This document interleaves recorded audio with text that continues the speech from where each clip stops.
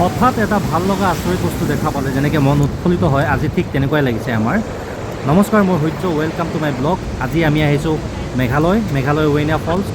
সেই ডাঙৰ ভয়ংকৰ চাউণ্ডটো শুনিয়ে আমি গম পাইছোঁ যে এটা ডাঙৰ ৱাটাৰফল আমাৰ কাৰণে ৰখি আছে। বেছি তলত আহিব নালাগে, অকণমান তলত আহিলে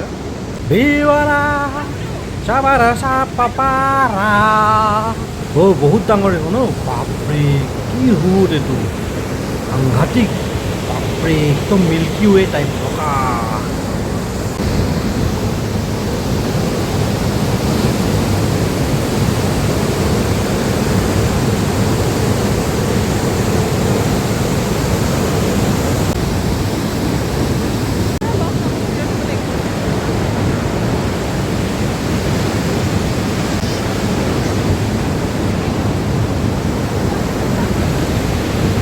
ৱাটাৰফলটো আছে এই তলৰ ফালে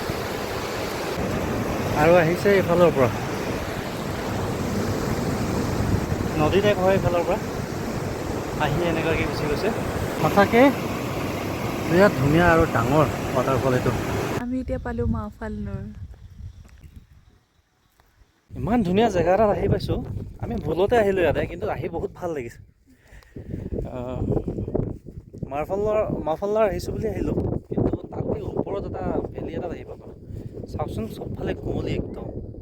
এই পিছফালে ভিউ পইণ্ট এটা আছে, তালৈকে দেখাই পোৱা নাই আমি ভালদৰে। দুই এদিন বন্ধ পালে মই এনেদৰেই পলাই আহোঁ গুৱাহাটীৰ পৰা।